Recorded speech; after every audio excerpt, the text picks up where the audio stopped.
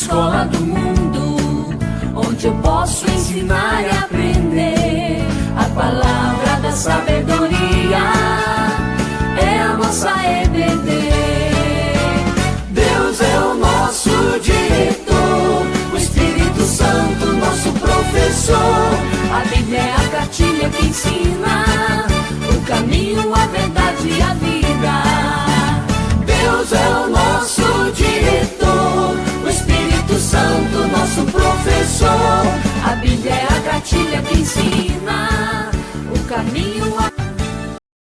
Prezados irmãos e irmãs, que a paz do nosso Senhor Jesus Cristo encontre todos vocês agora neste momento. Estamos aqui para darmos sequência a uma série de estudos baseados no tema A Igreja Eleita, proposta na nossa lição para a classe de adultos para esse segundo trimestre de 2020. Para quem não me conhece, eu sou Elias Rosa dos Santos, sirvo ao Senhor Jesus Cristo aqui na Igreja Evangélica Assembleia de Deus, na cidade de Maranhãozinho, Maranhão, como diácono e como também um dos superintendentes da nossa querida Escola Bíblica Dominical. Temos o prazer, a grande honra de sermos pastoreados pelo pastor Hildegard Andrade. Você que é novo aqui no canal, aproveite a grande oportunidade de se inscrever. Clique aqui nesse botão vermelho e se inscreva. Curta aí, dê aí o seu like, fique à vontade para comentar, fique à vontade também para compartilhar esse vídeo para que mais pessoas venham a ser alcançadas pela palavra de Deus. Vamos agora para a nossa lição, uma lição de número 8 para este domingo, de 24 de maio de 2020, e que traz como título Edificados sobre o fundamento dos apóstolos e dos profetas. Edificados sobre o fundamento dos apóstolos e dos profetas. Vamos para o nosso textuário da nossa lição, que nos diz assim: edificados sobre o fundamento dos apóstolos e dos profetas, de que Jesus Cristo é a principal pedra da esquina, aquela que dentre todos os outros fundamentos ela é a principal, ela é a indispensável. Vamos para a nossa verdade prática, para a nossa vida cristã, que nos diz assim: Jesus Cristo é a pedra basilar da igreja, que está edificada por meio dos ensinamentos dos apóstolos e do testemunho dos profetas. Temos também para esta nossa lição 3 índices. A nossa lição é dividida em 3 tópicos, sendo eles: o primeiro tópico, um edifício espiritual; o segundo tópico, o fundamento, apóstolos e profetas; e o nosso terceiro e último tópico, edificados para a morada de Deus. Que o nosso Senhor, o Espírito Santo, se encarregue de nos abençoar e de nos esclarecer a sua santa palavra, para que venha servir de edificação para nossas vidas.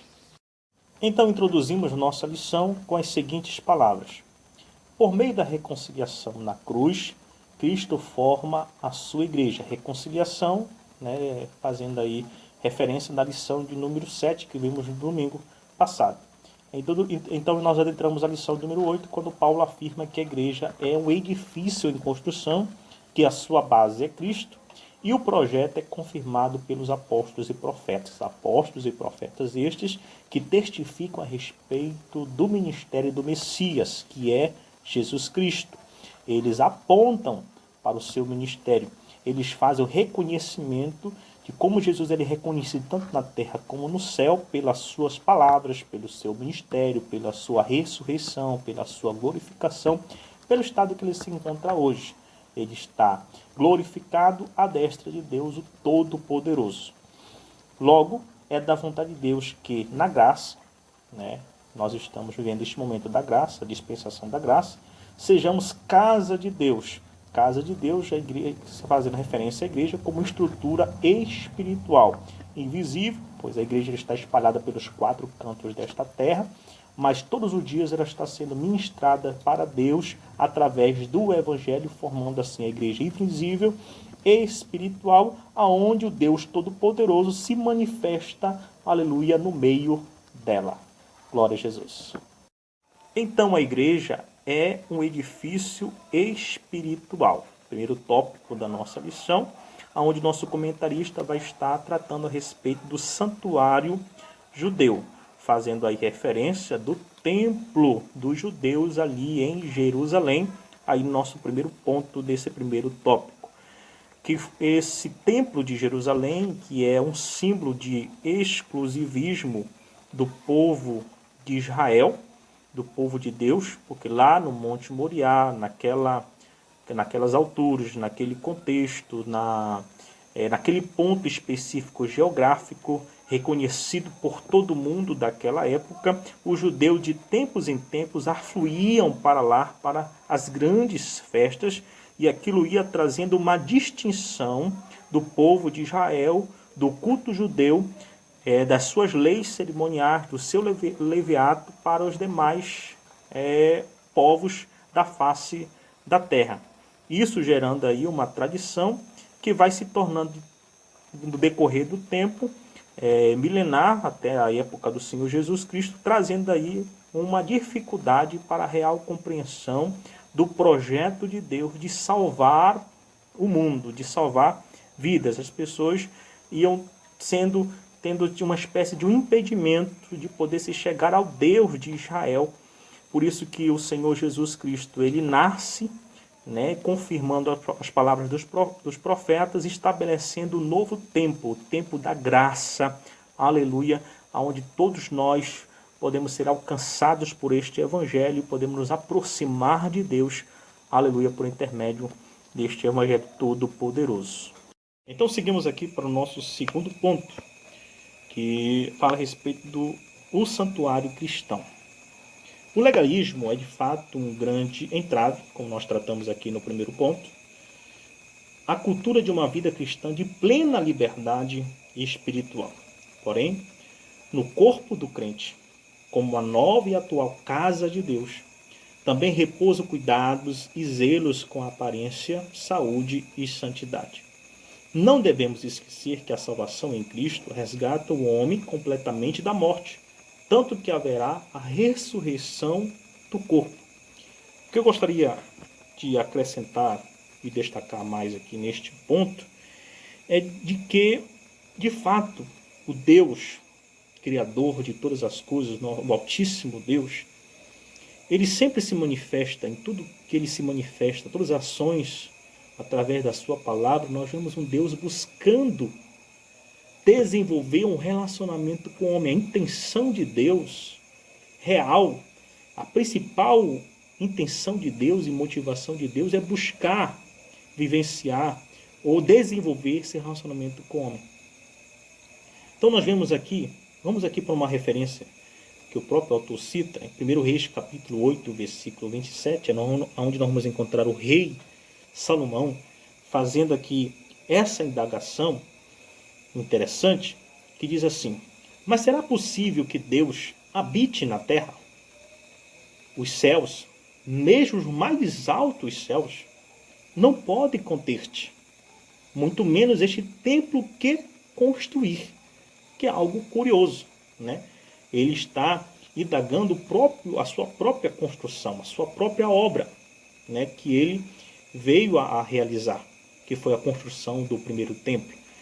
O que Salomão está querendo aqui entender, o que Salomão está querendo nos dizer aqui, é que ele tem a compreensão de que, por mais que aos nossos olhos a terra ela é ampla, ela é grande aos nossos olhos, a realidade do homem, mas ela não é capaz de conter o Deus Todo-Poderoso. Então Deus não habita na terra, Deus não mora na terra.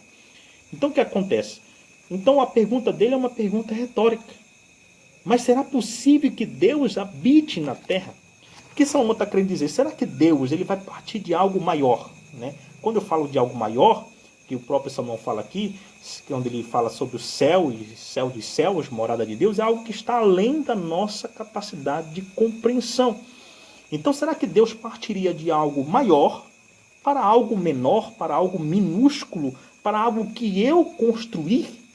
É uma pergunta retórica. Claro que não. O interesse de Deus não é habitar em templo. O interesse de Deus não é habitar em coisa. O interesse de Deus é habitar em pessoas, é habitar em nós.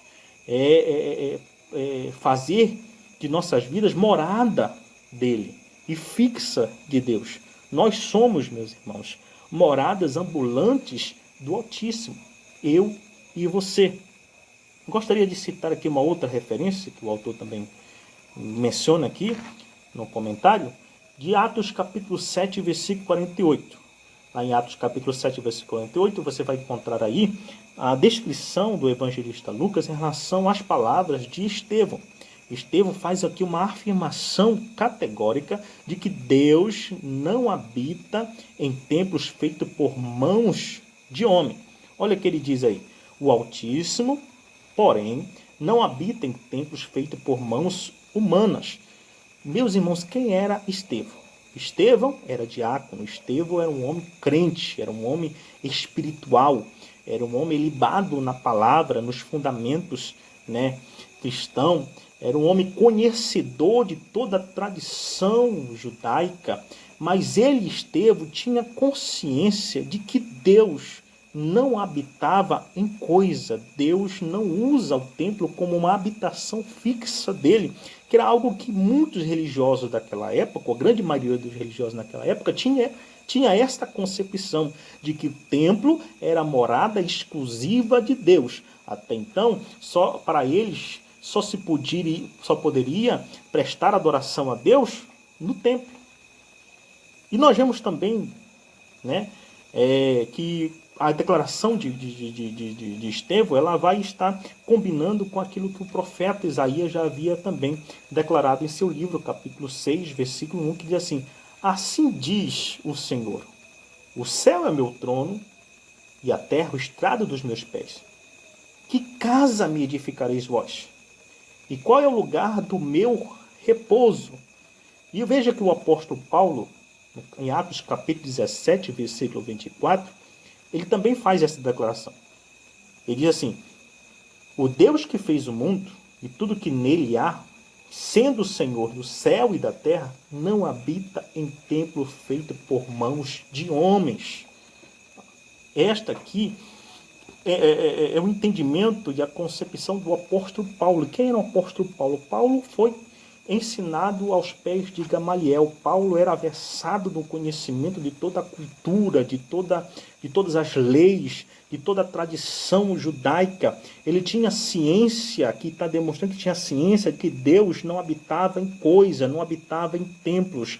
Ele acreditava que Deus não precisava de templo para fazer dele a sua habitação. Ou seja, ele não acreditava que Deus só habitava no templo, que Deus usava o templo como a sua habitação fixa. Nós vemos que lá atrás, quando Deus, em uma certa feita, Deus se revela para Jeremias e diz assim: Jeremias, eu vou derrubar o templo. Mas por que o Senhor vai derrubar o templo? Eu vou derrubar o templo porque as pessoas estão achando que eu moro lá, que eu habito lá, e eu não habito lá. Eu não habito em templo, eu não habito em prédio. Eu vou destruir para mostrar para as pessoas que eu não faço habitação no templo. Eu quero fazer habitação nas pessoas. E é isso que nós precisamos tirar aqui como lição, que a religião, nós não podemos transformar ela em algo cego, em algo que venha desviar as pessoas do real propósito de ver uma vida para Deus, uma vida de buscar comunhão com Deus. A religião ou a religiosidade, ela tem lá os seus benefícios em nossas vidas, mas ela pode também servir como algo que venha desviar as pessoas do real sentido da coisa, da vida para Deus.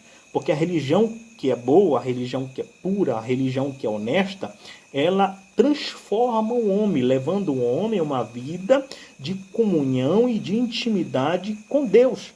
Louvado seja o nome do Senhor Jesus. Então, o templo, meus queridos, ele não é a habitação de Deus.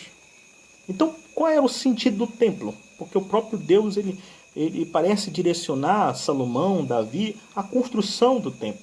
Então, qual era os propósitos de Deus em relação ao templo? O templo vai servir ali para o povo como se fosse algo lúdico. Algo que fizesse que o povo fosse levado a entender que precisavam buscar viver um relacionamento com Deus. Então, ali é uma representação ali. Deus ali ia lá no tempo de passagem, era por momento, mas era uma forma de Deus demonstrar que queria ter um relacionamento com o homem. Então, meus queridos, nós precisamos entender esta ideia. Deus não habita em coisas. Deus não habita em templos. Deus usa e quer que nós sejamos morada dele. Deus quer habitar dentro de mim e dentro de você. Quer fazer de nós moradas ambulantes da sua pessoa através do seu Espírito em nossas vidas. Ok? Maravilha? Partimos então para o terceiro ponto, que fala a respeito da pedra angular. O que é a pedra angular? O que seria pedra angular? É aquilo que dá sustentabilidade. É uma pedra diferenciada dentre todas as outras pedras que faziam parte de uma determinada construção. Há tempos atrás, quando se empreendia em uma construção, a pessoa ia buscar no terreno um ângulo, mais ou menos assim, um ângulo de 90 graus, por exemplo. A partir daqui, se dava sequência a toda a construção. Usava este ângulo para ser a segmentação daquele projeto. Então, a concepção aqui de pedra angular era a pedra diferenciada, era a pedra principal, é a pedra que se basearia toda a construção. E essas pedras, segundo registros, o próprio autor aqui cita na lição, chegava até mais de 10 metros de comprimento, porque era a pedra que tinha que fazer a diferença. Nós sabemos que no projeto do reino de Deus, nós também somos pedras, mas nós não somos a pedra diferenciada, nós somos as pedras pequenas, né? São as pequenas pedras, mas a pedra diferenciada é Cristo, ele é a nossa rocha, ele é a nossa base, ela é a pedra diferenciada. E assim nós partimos para o quarto ponto, que afirma que Cristo é a pedra principal. Partindo desse pressuposto de que Jesus ele é a pedra diferenciada, nós podemos chegar aqui à seguinte conclusão. Tira a pedra principal. Vamos dizer que vamos lá tirar a pedra principal. Nós sabemos que vai acontecer. Todo o edifício será comprometido, toda a construção perderá o seu sentido. Com certeza, aquela construção está fadada à ruína. É por isso que nós não podemos tirar a pedra diferenciada, a pedra base, a pedra principal. E esta pedra é Cristo. Por isso nós não podemos tirar Cristo de nossas vidas. Por isso nós não podemos tirar Cristo das nossas famílias. Por isso que nós não podemos tirar Cristo dos nossos negócios. Por isso nós não podemos tirar Cristo da nossa vida econômica. Nós não podemos tirar Cristo de nada em nossas vidas. Porque a partir do momento que você tira Cristo de sua vida, a sua vida passa a ser uma vida monótona, uma vida sem sentido, uma vida sem razão. E é Cristo que, esta pedra diferenciada, é que nos dá razão e sentido para viver. Por isso precisamos de Cristo em nossas vidas, Cristo fundamentado em nós. E a partir de Cristo é que daremos sequência ou segmentação em nossas vidas, em nossas ações. Por isso nós precisamos de Cristo como a nossa pedra angular, a pedra principal em nossas vidas. Amém? Sigamos então para o nosso segundo tópico da nossa lição, o fundamento, apóstolos e profetas. Então vamos para o nosso primeiro ponto desse segundo tópico, que trata a respeito do conceito de apóstolo. Quem eram os apóstolos? Nós já tratamos em lições outrora sobre este assunto. O conceito de apóstolo. Primeiro, o conceito de apóstolo é aquele que é enviado para uma missão específica. E na visão pretérita dos evangelistas, fica claro que essa denominação está diretamente ligada no conceito da igreja primitiva, aos 12 discípulos de Jesus, ou os distinguindo como liderança principal da igreja primitiva, seja na distinção, seja no dom. Efésios capítulo 4, versículo 11. Partimos então para o nosso segundo ponto, que fala sobre a doutrina dos apóstolos. Sobre a doutrina dos apóstolos, nós precisamos entender algo interessante aqui. A doutrina dos apóstolos. A doutrina, meus queridos, precisa ser maior do que o doutrinador, do que o ensinador. A igreja do Senhor Jesus Cristo, ela não está fundamentada nos apóstolos.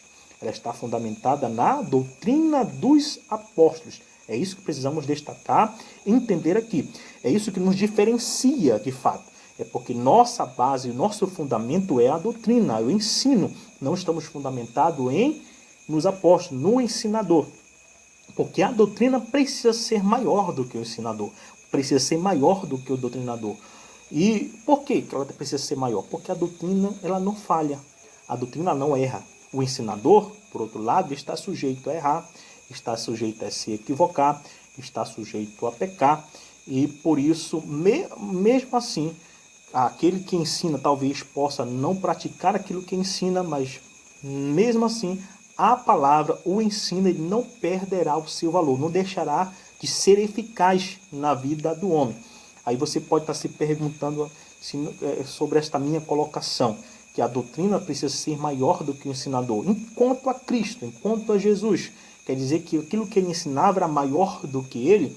Aí, sobre Cristo, meus queridos, aí nós vamos para aquilo que nós entendemos que Cristo, ele é o diferenciado, né? Ele é a diferença, ele é a pedra angular. O que eu quero dizer para você? É que Jesus, a sua doutrina, a sua palavra, o Jesus, ele é ele como ensinador, ele é a própria doutrina. Ele é a própria palavra. Ele é o verbo do Deus vivo. Aleluia. Então, quero que você entenda que Cristo, ele é algo singular. Ele é algo que não se inclui nesse pensamento que acabamos de colocar, que a doutrina precisa ser maior do que o treinador. Por quê? Porque Jesus, ele é a própria palavra. Ele é o próprio ensino. Ele é a própria doutrina. Aleluia. Então, isso não se aplica a ele. Os profetas, os apóstolos, eles são o quê? São replicadores desta palavra. Eles são aquelas pessoas que vão replicar aquilo que ele disse, aquilo que ele falou. Aleluia. O ensino que Cristo trouxe a nós. E através da educação cristã, através do ensino, através daquilo que os apóstolos pregavam, é que nós estamos baseando a nossa vida. O que eles pregavam? Aquilo que Cristo falou, aquilo que Cristo pregou, aquilo que Cristo ensinou. Eles foram replicadores da palavra de Cristo. Amém? Glória a Jesus. Então chegamos ao terceiro ponto desse segundo tópico, onde fala a respeito do testemunho dos profetas. O que nós precisamos entender sobre a questão dos testemunhos dos profetas? Aqui temos aqui a referência a 1 Pedro, capítulo 1, versículo 10, versículo 11, que fala assim: do qual a salvação inquiriram e trataram diligentemente os profetas que profetizaram da graça que vos foi dada, indagando que tempo ou que ocasião de tempo o Espírito de Cristo, que estava neles, indicava anteriormente, testificando os sofrimentos que a Cristo haviam de vir e a glória que se lhes havia de seguir. 1 Pedro capítulo 1, versículo 10, versículo 11. Aqui o nosso autor ele até levanta algo que é discutível teologicamente a respeito de que profetas faz-se referência a que profetas? Seriam profetas lá do Velho Testamento ou seriam os profetas do Novo Testamento? O que não é importante para nós aqui, porque isso não acrescenta e também não muda a praticidade da palavra para nossas vidas. O que a gente precisa entender é que tanto os profetas do Velho Testamento como também do Novo Testamento, as suas palavras deveriam ter Cristo como centro, ou seja, deveriam estar apontando para Cristo. Se as suas palavras e tudo aquilo que eles testificavam, tudo aquilo que eles testemunhavam, Cristo era o centro, então poderia se levar em consideração as suas palavras, assim como também os nossos profetas do nosso tempo, né? Precisam as suas palavras, aquilo que eles profetizam, aquilo que eles testificam, aquilo que eles testemunham, Cristo precisa estar centralizado em suas palavras. O que nos leva agora ao nosso terceiro e último tópico da nossa lição, que fala sobre edificados para a morada de Deus. O nosso primeiro ponto desse terceiro tópico fala sobre edifícios bem ajustados. O que quer dizer isso, edifícios bem ajustados? É uma analogia ao edifício, fala da unidade da igreja, que de fato é uma estrutura espiritual, composta de vários indivíduos em torno da palavra, do testemunho dos apóstolos e profetas na adoração pela esperança da vida eterna. Literalmente falando, A igreja está em constante evolução do conhecimento da verdade, não as escrituras. Precisamos ter isso muito claro para que se evite o liberalismo teológico e as heresias que nos levem à apostasia. A palavra de Deus, ela não muda. O que precisa mudar somos nós. É nós que devemos ter, cada dia sermos aperfeiçoados pela palavra de Deus. E o que nós precisamos ainda destacar aqui neste ponto, sobre a questão de estarmos bem ajustados, é levando a ideia de que a nossa vida ela é um emaranhado de conexões. Nós estamos conectados ou interligados em várias coisas ao mesmo tempo. Quando se trata em relação ao reino de Deus, o reino de Deus também é um emaranhado de conexões. Todos nós estamos interligados. Nós somos o corpo de Cristo, nós somos a igreja do Senhor Jesus. E quando, levando para esse entendimento, todo projeto, toda edificação, toda estrutura tem o seu planejamento. Toda vez que você forma o seu projeto, planeja, mas nesse seu projeto vai lá, falta uma pecinha, falta um detalhezinho, esse detalhe poderá comprometer toda a construção, todo o seu projeto. Levando aqui, por exemplo, o artista cria lá a sua tela, faz lá o seu trabalho, a sua arte. Vai que lá na sua arte falte alguma pecinha, falta algum detalhe. A pessoa, por exemplo, que coloca lá esse quadro em exposição. A pessoa que vai lá apreciar, ela não vai levar elogios a esse quadro. A primeira coisa que vai lhe chamar a atenção é a pecinha que faltou. Porque nós sabemos que essa pecinha ela foi fundamental. Essa pecinha ela é um detalhe importante que precisa ser valorizado. Nós, como servo do Senhor Jesus Cristo, nós somos uma pecinha, nós somos uma pedrinha dessa edificação. Nós temos importância, nós somos importantes. Então, o que precisamos entender é que eu e você precisamos achar o nosso lugar. Quando se trata aqui de estar bem ajustado, é saber qual é a nossa posição, qual é o nosso chamado nesse projeto do reino de Deus, aleluia, a qual nós fazemos parte. Então, sabendo o nosso lugar, saber qual é o nosso chamado, acabou briga, acabou a questão da inveja, do ciúme dentro da igreja. Por quê? Porque você tem consciência de qual é a sua posição. Qual é o teu chamado? Qual é o teu lugar ali no reino? E que aquilo que você presta, aquilo que você faz, é importantíssimo para o todo. Louvado seja o nome do Senhor Jesus. Então, você tendo essa consciência, nunca vai ser necessário você discutir com alguém, com um irmão, por exemplo, que executa, que tem outra função, né? Diferente da sua na igreja. Por quê? Porque você precisa dele e ele precisa de você. A nossa vida espiritual precisa um do outro. Nós precisamos uns dos outros, caminhando cada um, sabendo o seu lugar, estando bem ajustado nesta edificação do reino do Senhor Jesus. Aleluia, estaremos vivendo em harmonia e o Senhor Jesus estará sendo glorificado através das nossas vidas. Então, o reino do Senhor é esse balanço, é esse ajustamento. Ele como a pedra diferenciada e nós como as pedras menores.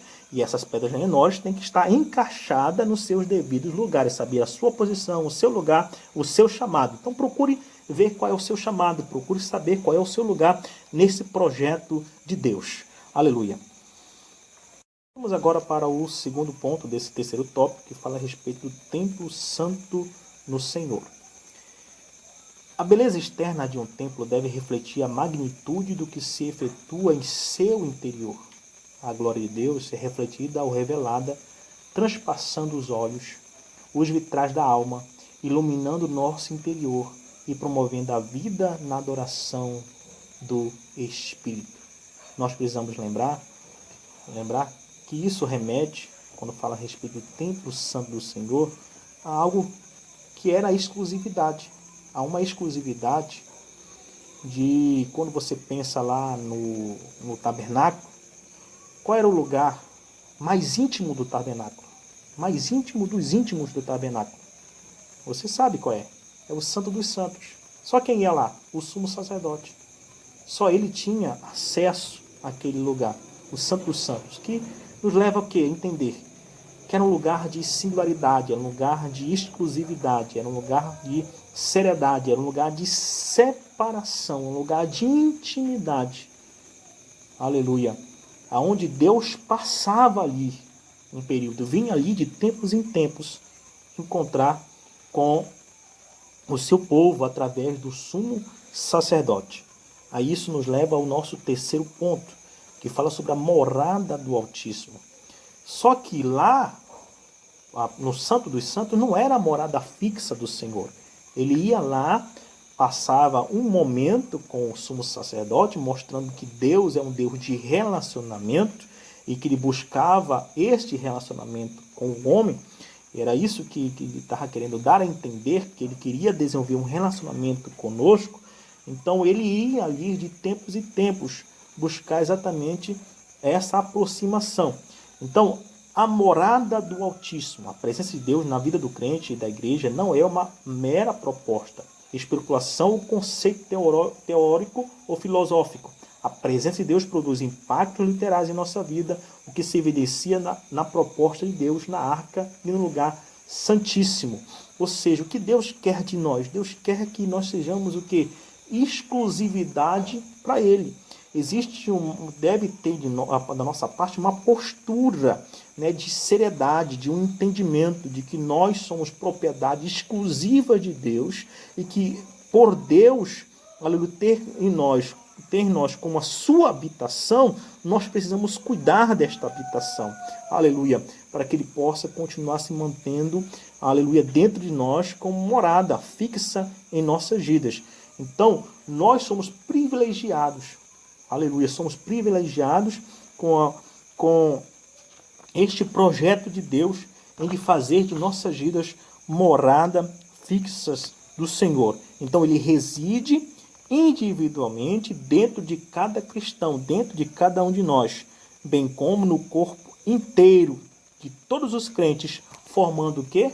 A igreja, aquela igreja que está aí espalhada nos 4 cantos da face dessa terra, a igreja que é invisível, que é espiritual, mas ao mesmo tempo real, e que este Deus, o Altíssimo Deus, o Todo-Poderoso Deus, se manifesta no meio dela. Glória a Jesus. E assim chegamos à nossa conclusão da nossa lição. A comparação da igreja como edifício em construção indica que estamos em processo de aperfeiçoamento, até que todos cheguemos à unidade da fé. A pedra angular, que é o próprio Cristo, não pode ser substituída. A doutrina dos apóstolos e o testemunho dos profetas não pode ser revogados. Precisamos estar baseados, fundamentados neste ensino, nesta doutrina.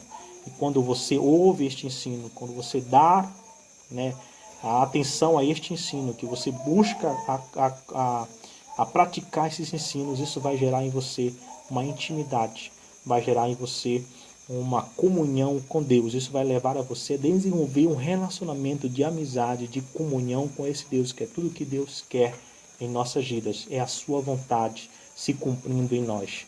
Deus quer relacionamento conosco. Deus quer fazer morada fixa em nós. Aleluia. Então vamos estarmos fundamentados nesta palavra. Quem nos dá este segmento, o nosso fundamento deve ser Cristo. Ele é a nossa rocha, ele é a própria palavra, ele é o próprio ensino que nos leva a desenvolver um relacionamento profundo e verdadeiro com Deus. Espero que Deus continue lhe abençoando nesta hora, nesse tempo, lhe ajudando, lhe guardando, lhe prosperando, abençoando você e a sua família.